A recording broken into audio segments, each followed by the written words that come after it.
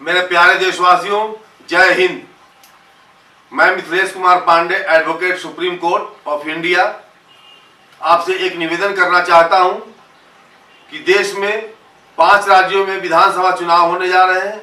देश को बचाना है और देश को बचाने के लिए हमारे इस मैसेज को आप आगे फॉरवर्ड करें, क्योंकि तमाम मतदाता चुनाव के इस बेला पे चुनावी घोषणा पत्र पे भरोसा करते हैं और राजनीतिक पार्टियों पर। राजनीतिक पार्टी क्या है कानून की नजर में? राजनीतिक पार्टियों को एक कॉन्स्टिट्यूशनल दर्जा हासिल है, संवैधानिक दर्जा हासिल है under 10th schedule of the constitution of India. लेकिन चुनावी घोषणा पत्र को, देशवासियों, इलेक्शन मैनिफेस्टो को कोई कानूनी दर्जा प्राप्त नहीं है। यद्यपि हर पॉलिटिकल पार्टी सरकार द्वारा अलॉट किए हुए भवन पर बैठकर अपना चुनावी मैनिफेस्टो जारी करती है, उस पर साइन करती है, साइन डॉक्यूमेंट होता है, एक तरह से ऑफर होता है, जनता उसे स्वीकार करती है, ये एक्सेप्टेंस है।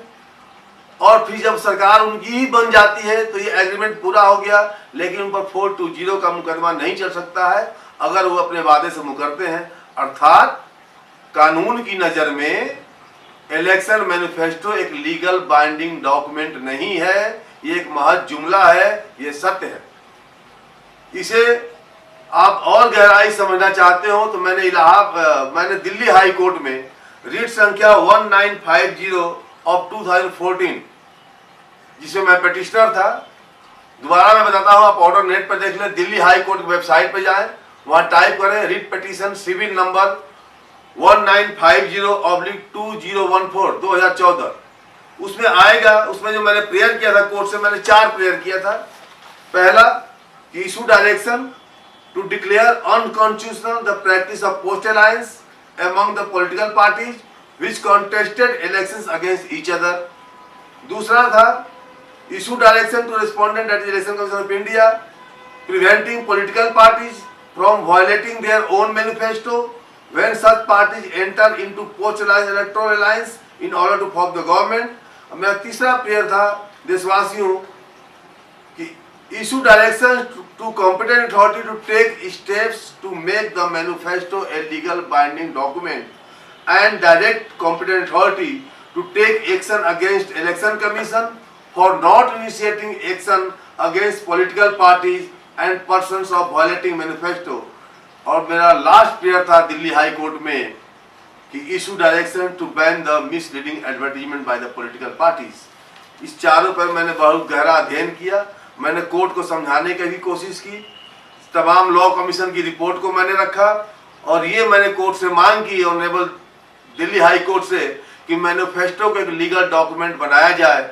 हमारी मांग नहीं मानी गई और हमारा ये रिट डिसमिस हो गया। उसके बाद मैंने यही मांग लेकर फिर मैं सुप्रीम कोर्ट सर्वोच्च न्यायालय में मैंने एक पिटीशन डाला। पिटीशन नंबर काइंडली नोट करें देशवासियों, पिटीशन नंबर है 2829/15, 2829/2015, writ petition civil number in supreme court. आप इसे नेट पे डालेंगे तो आ जाएगा। ये केस का नाम है, टाइटल है Mithilesh Kumar Pandey versus election of India. Supreme court में भी हमने मांग की कि इलेक्शन मैनिफेस्टो को एक लीगल बाइंडिंग डॉक्यूमेंट माना जाए, ताकि राजनीतिक पार्टियां अपना मैनिफेस्टो कम से कम पूरा करें।